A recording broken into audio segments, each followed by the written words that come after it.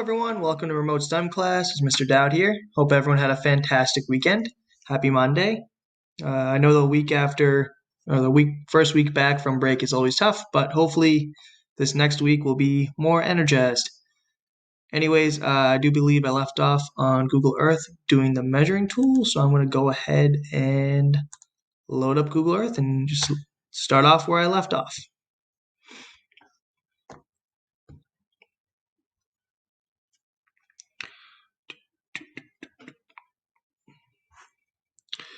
Okay, so I left off measuring this baseball diamond, right? So theoretically, baseball diamond, how long is a baseball diamond side? 90 feet? I think it is, right? So it'd be like that. And let's switch that to feet. So that is 60 feet, or about 60 feet. So that means that's a little league baseball field. So for, I believe, middle school. So it's a baseball field you would play on. Anyways, so this is one thing you do with the measuring tool is you can either do one straight line. So like a straight line would be, want to see how long the road is from here to here. Okay. So that you can change with this button over here. So let's delete this guy.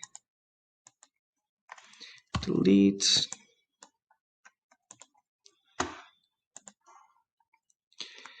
And let's go back to measure, and I'm going to measure this entire section of the road. And then you see how once I click once, it makes a point. If I want to just get the measurement of just that line, I can then click again right where that dot was, and it'll end it. Okay, so this length from here to here is 1,248 feet. I can always convert it using this. Okay, so if I want to do miles instead, it's almost a quarter mile. Okay, you'll be using this tool, the measuring tool, to do some work. I think this week. This week I'll be assigning a project with that. So that's one length. Okay, so let's say I want to get the area of this whole park. I would then go ahead and it's already selected. See how it's blue? It means it's selected. Go ahead and click. Click only once, right? Because I want to get the area, so I need more than 2 points. Click, click, and close shape. You see how that little icon comes up? So the whole square area, right, because it's length times width, but it's a little different because it's a polygon. So is approximately the area, let's put it in square feet because we're customary system. So it's 892,444 square feet. Roughly 3/4 of a mile is the perimeter. So remember, perimeter is the outside of the polygon. So that'd be this line, this line, this line, this line, all added up is the perimeter. And the area is this part that's shaded kind of yellow. That is the area. I'll put that into square miles to keep it same. So it's not a very large area, obviously. It's 0.03 miles squared. So that's all I got today. I just wanted to get you a full view of the measuring tool because that'll be important for an upcoming project. All right, next class I'm going to go over these tools here and these tools over here too. Okay, that's all I have for today. Have a great day, everyone. Bye.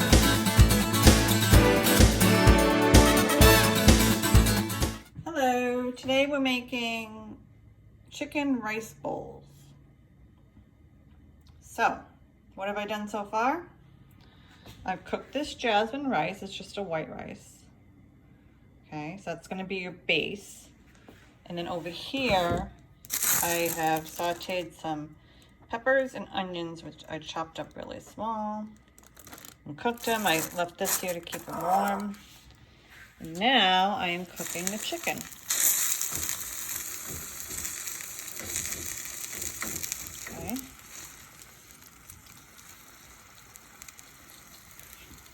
in the chicken. And this is gonna go mixed in with the vegetables on top of the rice. That's my plan, and I'm sticking to it. So, I'm gonna cook the chicken, and then I'm going to add a Southwest spice and a little bit of chili powder. Okay, so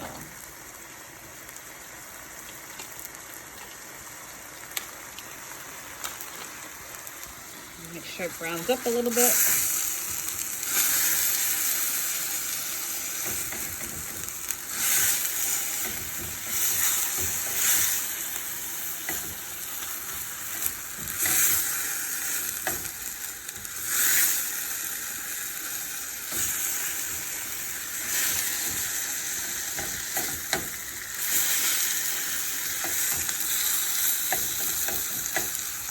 Okay.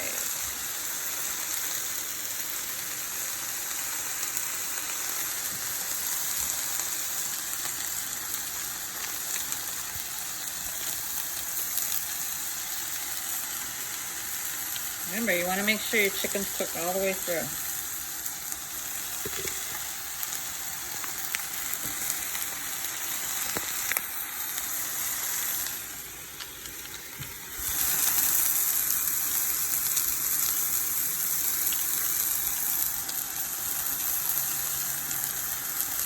Put a little Southwest spice in.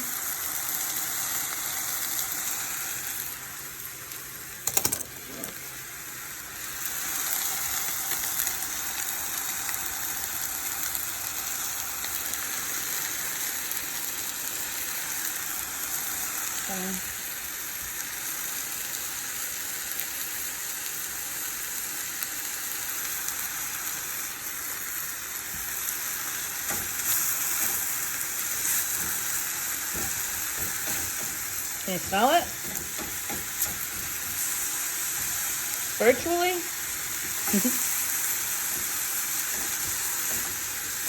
This is going to be a little bit spicy hot, so I'm putting a little chili powder in too.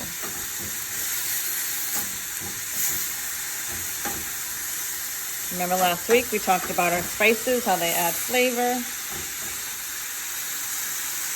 That's why I'm sure if you watch Mom or you cook yourself or Dad, they always add a little bit of spice or a lot of spice to whatever they're cooking, depending on what it is.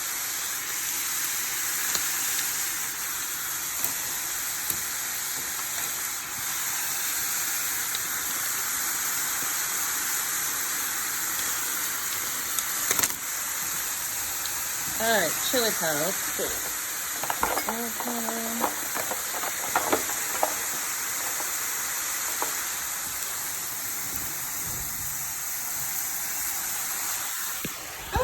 Sorry.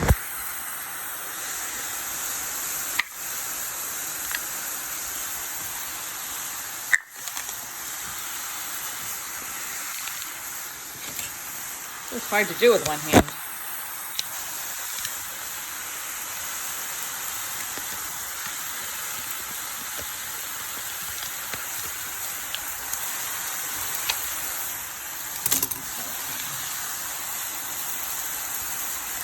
Chili powder looks like this.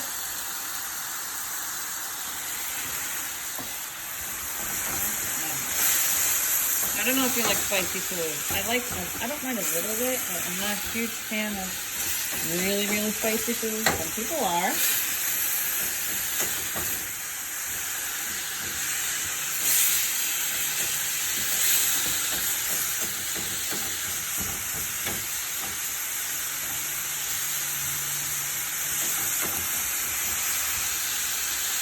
Yeah, that was good, huh? Nice and yummy.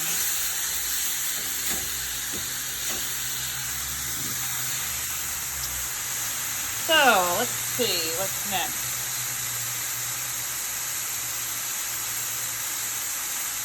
I'm going to put a little bit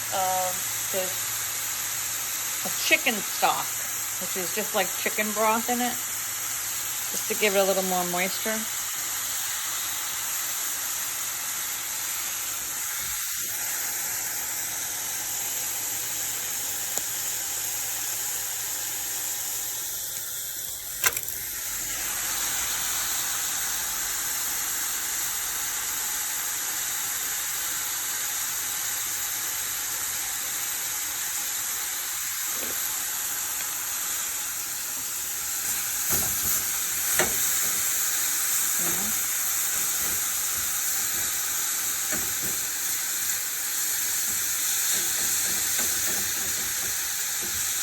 And a tiny bit of water.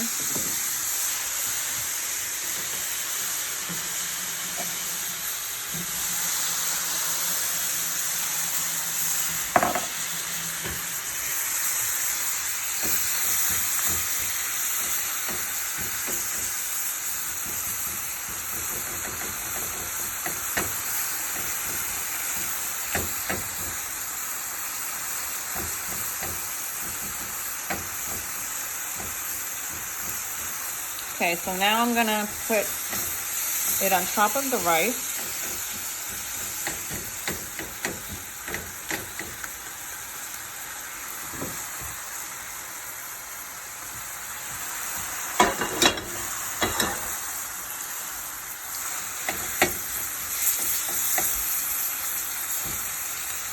Okay, and put this off. It's on top of the rice.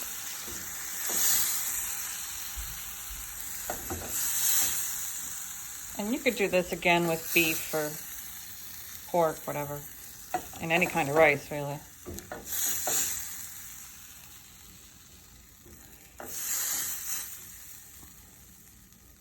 I'm gonna spread this out a little.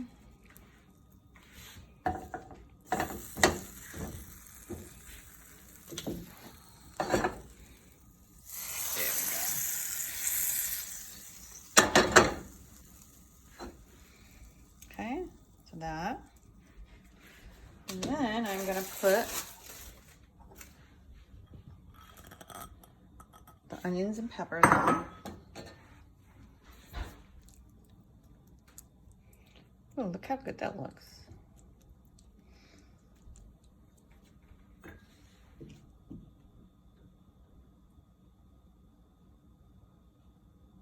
I think that's it.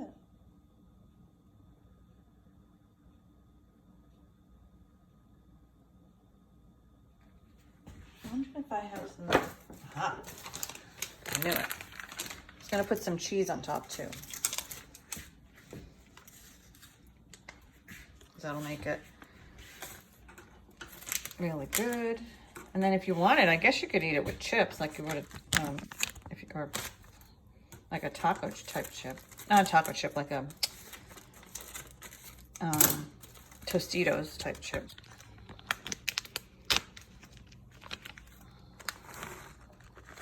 There we go. And there you go. It serves 2 people. And like I said, you can eat it with chips on the side or just without, plain. I just put it in one big bowl because it was easier to show. But normally I would split it between 2 bowls. All right, until next time, bye.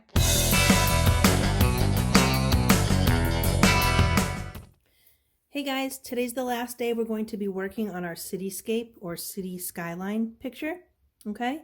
So we talked about creating the look of depth and space and distance by changing the size of the buildings. So we have the larger buildings down low in the foreground, the medium-sized buildings are in the middle ground, and then we have some skinnier, they're taller, but they're a little bit skinnier buildings in the background, and those are the skyscrapers, okay?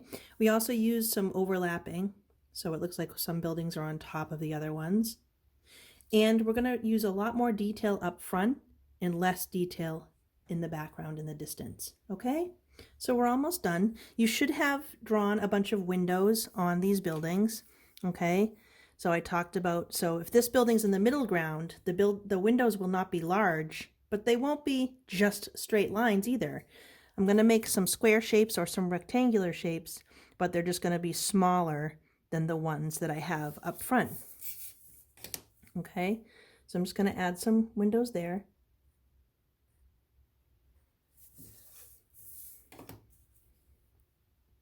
So I'm gonna be looking for changes in the size of the windows that you've drawn. And I'm going to be looking to see that you make smaller windows as you go up on the picture, because those buildings are going to be farther away. And I'm going to be looking to see that you're doing a lot more detail and making larger windows in the foreground on the larger buildings. Okay? So, if you want, you can make these storefronts be different places, you know, like maybe a bakery or a barber shop. I'm just going to add some details, like right bakery.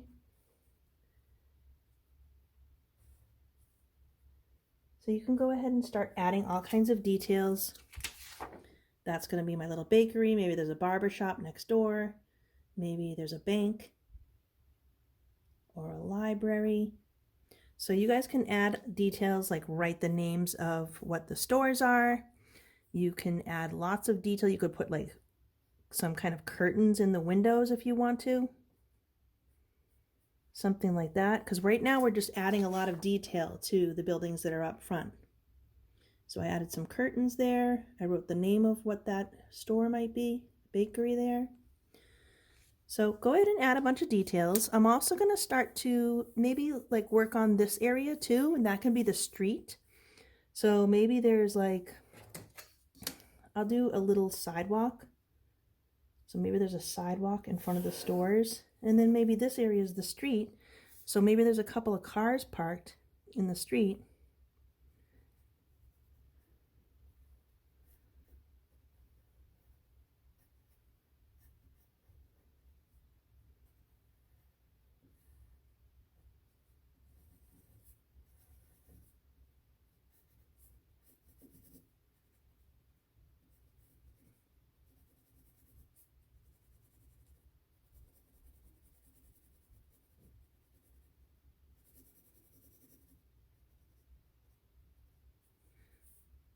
So if you were in a large city, there would be a bunch of people, there'd be a bunch of cars. So you can start adding those kinds of details today. And just keep on adding lots of details until you feel like your cityscape is done.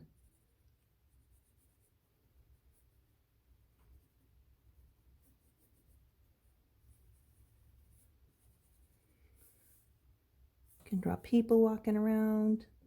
They can be more like stick figures for this one.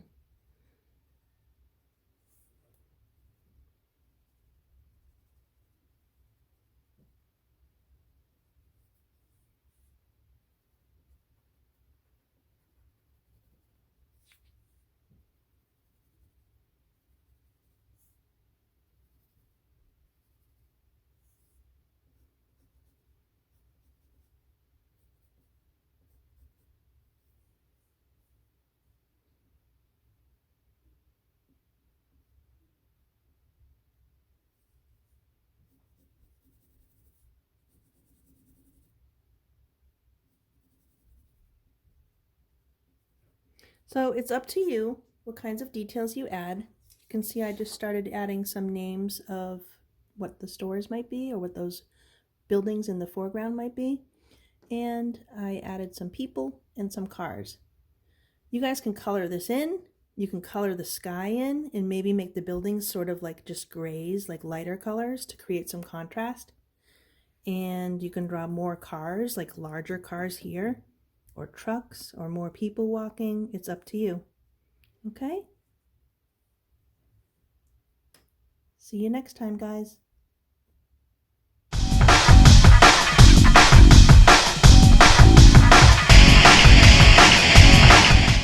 Hey guys, welcome back to another episode of Virtual PE. I'm Miss Sweetie. Alright, today we're going to continue on with our muscle building. We're going to work some biceps and we're going to work our shoulders today, as well as our lower abs. Alright, so when we're doing our bicep curl to shoulder press, you want to make sure that you're holding it kind of like you're punching, holding your weight, and you're going to curl up and you're going to push through. Okay, then we're going to do some shoulder extensions. We're going to do them out in front, again, palms down, and then we'll do them palms down out to our sides. All right, and then we're going to do flutter kicks or bicycle kicks. We're going to do 10, so 10 each leg essentially, so a total of 20, but set at 10. All right, so let's get to it, guys. Hey guys, happy Monday. Welcome back. Do cardio again with me this week. Okay, I'll show you what we're going to do. Give you a second. We'll get on the workout. So today we're going to run in place. Then we're going to jump ropes. And we'll run in place. We're going to go to a single leg lunge. Alright? Take a second, we'll get going.